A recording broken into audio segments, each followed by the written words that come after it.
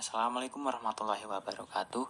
Kami dari kelompok 3 pengauditan 2 yang terdiri dari Silvi Agusviani Pratama, Indah Melati, Anggi Oktora, dan Airona Gatulistiwa akan membahas tentang pengauditan siklus dan jasa personalia. Nah, silakan teman-teman memperhatikan, semoga paham ya teman-teman. Nah, di sini kami dari kelompok 3 pengauditan akan membahas tentang yang pertama sifat dan tujuan, yang kedua materialitas, risiko dan strategi audit, yang ketiga pertimbangan struktur pengendalian intern, dan yang keempat sama pertimbangan struktur pengendalian intern juga, yang kelima penghimpunan dan pendokumentasian pemahaman, yang keenam penentuan risiko pengendalian, yang ketujuh pengujian pengendalian atau siklus gaji dan upah, dan yang kedelapan atau yang terakhir itu pengujian substantif saldo utang gaji dan upah. Nah,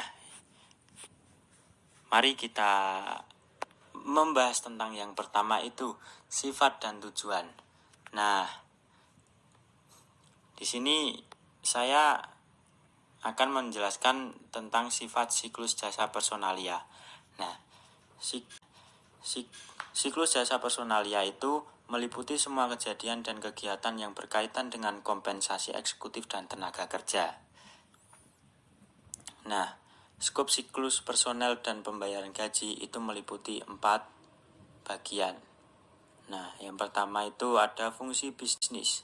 Itu sumber daya yang didapat dari karyawan dan menimbulkan utang perusahaan, dan kewajiban perusahaan dilunasi dengan pembayaran pada karyawan. Nah, selanjutnya aktivitas. Itu menyiapkan dan mengupdate catatan karyawan, menyiapkan dan mencatat pembayaran, dan mendistribusikan pembayaran pada karyawan. Nah, yang selanjutnya itu ada jurnal. Itu ada pembayaran gaji pada karyawan, accounting distribution, dan gaji yang masih harus dibayar. Dan yang terakhir, di sifat siklus jasa personalia ada formulir. Nah, di formulir ini ada catatan tentang personel, time cards, daftar pembayaran, dan catatan pendapatan karyawan. Itu dia dari sifat siklus jasa personalia. Yang selanjutnya akan dibahas bersama rekan saya. Selanjutnya saya akan membahas tentang tujuan audit. Tujuan audit sendiri itu terbagi menjadi 5, yaitu 1. Asersi keberadaan dan keterjadian, yang dimana auditor menekankan pada apakah seluruh saldo biaya gaji dan upah, utang gaji dan upah, tunjangan, bonus, dan saldo rekening lain yang terkait benar-benar eksis pada tanggal neraca, serta tidak ada transaksi pembayaran gaji dan upah yang fiktif. Lalu yang kedua ada asersi kelengkapan, di mana auditor menerapkan apakah seluruh transaksi dan saldo yang semestinya tercantum dalam laporan keuangan sudah benar-benar dicatat dan disajikan. Auditor akan mencoba mendeteksi apakah ada yang belum tercatat. Lalu yang ketiga ada asersi hak dan kewajiban, di mana auditor berusaha memastikan apakah perusahaan mempunyai kewajiban legal atas biaya dan utang gaji dan upah, serta pajak penghasilan karyawan. Lalu yang keempat ada asersi penilaian dan pengalokasian, di mana auditor akan berusaha memperoleh bukti dan memastikan saldo tersebut diperoleh melalui penilaian dan pengalokasian sesuai dengan prinsip akuntansi yang berlaku umum. Lalu yang terakhir ada asersi pelaporan dan pengungkapkan, di mana auditor menghimpun bukti mengenai transaksi dan saldo yang tercatat telah tepat diklasifikasikan, dijelaskan, dan diungkapkan dalam neraca. Lalu kemudian ada materialitas, risiko, dan strategi audit, Biaya gaji dan upah umumnya merupakan biaya operasi terbesar bagi perusahaan dagang dan jasa atau profesi. Oleh karena biaya gaji dan upah umumnya merupakan biaya operasi terbesar, maka rekening biaya gaji dan upah sangat material bagi laporan laba rugi. Risiko bawaan asersi penilaian atau alokasi mungkin saja tinggi karena ada kompleksitas perhitungan biaya gaji dan upah. Kebanyakan perusahaan memperluas struktur pengendalian intern atas gaji dan upah. Oleh karena itu, auditor menerapkan pendekatan tingkat risiko kontrol yang ditetapkan lebih rendah untuk sebagian besar asersi.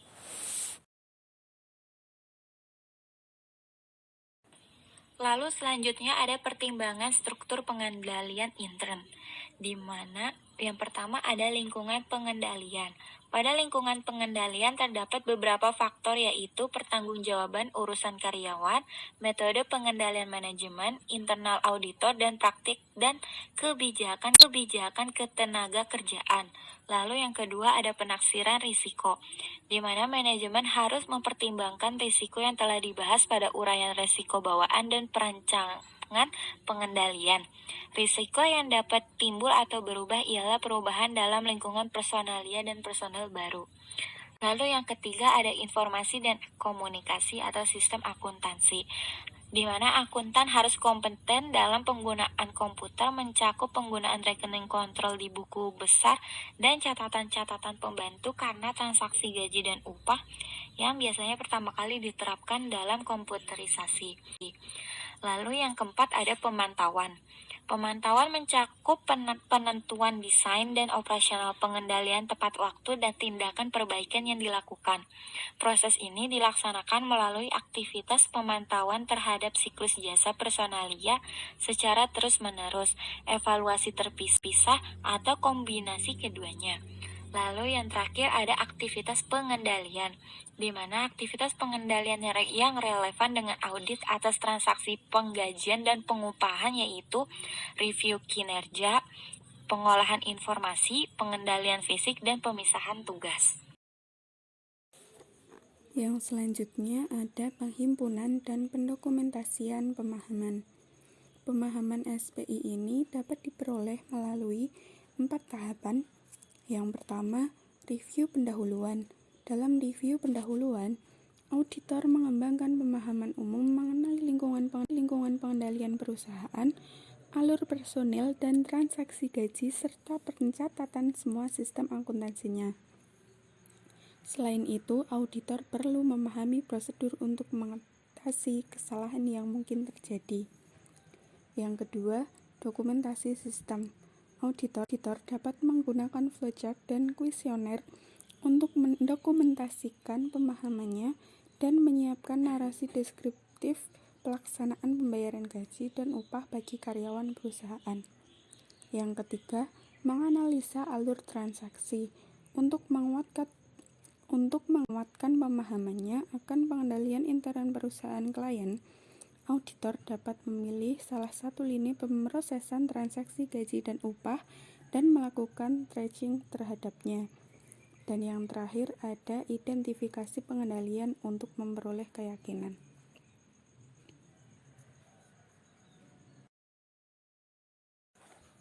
Yang selanjutnya yaitu penentuan risiko pengendalian. Proses penentuan risiko pengendalian meliputi identifikasi salah saji potensial, pengendalian yang perlu, dan tes pengendalian. Dalam menentukan risiko pengendalian, auditor perlu menyadari bahwa salah saji gaji dan upah dapat disebabkan karena kesalahan yang tidak disengaja maupun manipulasi. Pengujian pengendalian dititik beratkan pada pengendalian yang dapat mencegah dan mendeteksi overstatement. Nah, risiko overstatement sendiri meliputi yang pertama ada pembayaran tenaga kerja fiktif, yang kedua pembayaran tidak fiktif tapi karyawan yang bersangkutan tidak bekerja, dan pembayaran melebihi tarif. Kemudian selanjutnya ada program audit. Dalam audit siklus jasa personalia terdapat 2 pengujian, yaitu yang pertama pengujian pengendalian atas siklus gaji dan upah, Yang kedua, pengujian substantif atas saldo utang gaji dan upah. Lebih jelasnya akan dibahas pada slide selanjutnya.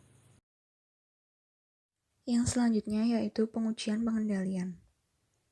Prosedur pengujian pengendalian yang dapat diterapkan untuk siklus gaji dan upah dibedakan atas dua prosedur. Yang pertama, pengujian pengendalian biaya gaji dan upah, dan yang kedua, pengujian pengendalian pendistribusian cek gaji. Untuk pengujian pengendalian biaya gaji dan upah, langkah-langkahnya antara lain: yang pertama, himpun register gaji dan upah dari bagian gaji dan upah dan memeriksa ketepatan penghitungan matematisnya. Yang kedua, himpun ringkasan gaji dan upah dan ringkasan distribusi tenaga kerja yang terkait. 1. Periksa ketepatan matematis kedua dokumen tersebut. 2. Bandingkan dengan total dalam register gaji dan upah. 3. Mengusut total dalam register gaji ke catatan akuntansi, termasuk akuntansi biaya. Kemudian langkah yang ketiga, pilih sampel karyawan secara random dari register gaji. Yang keempat, himpun arsip personalianya, kemudian 1. Periksa kelengkapan arsip karyawan tersebut. 2.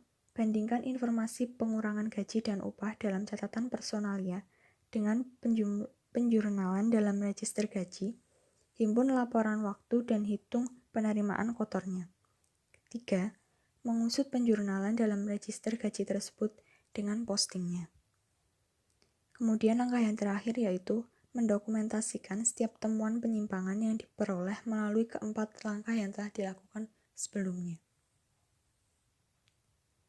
Untuk pengujian pengendalian pendistribusian cek gaji, langkah-langkahnya: yang pertama, pilih dan minta sampel cek gaji yang sudah di-cancel. Yang kedua, mengusut rincian dalam cek dengan penjurnalan dalam register gaji dan upah. Yang ketiga, membandingkan tanda tangan penerima cek dengan tanda tangan dalam catatan personalia.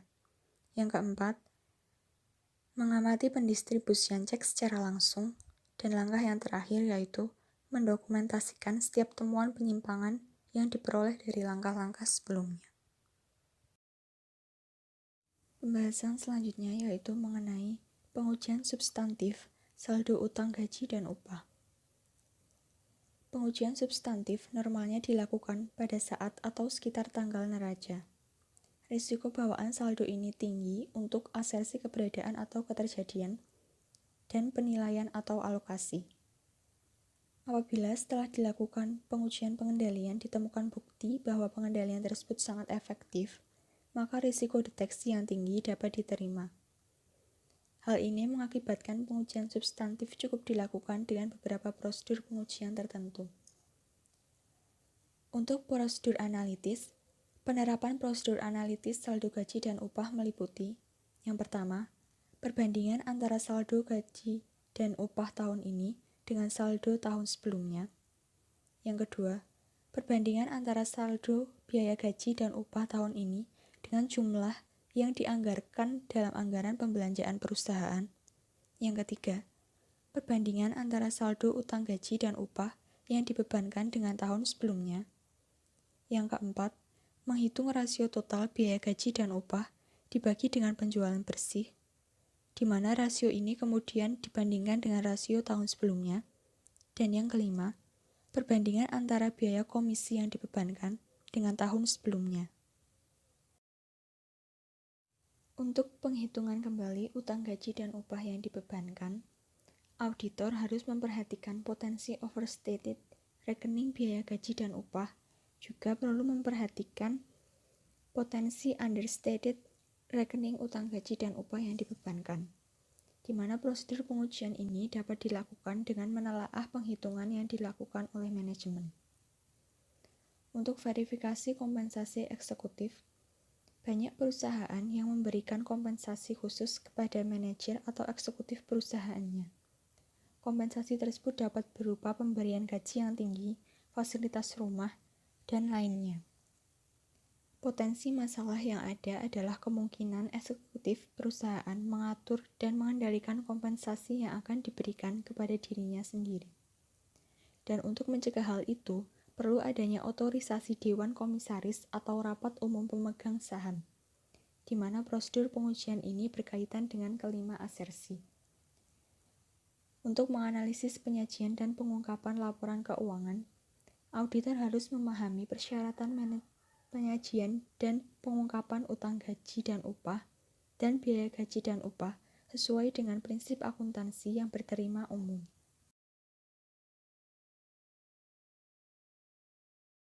Sekian pembahasan dan penjelasan materi mengenai pengauditan siklus jasa personalia dari kelompok 3.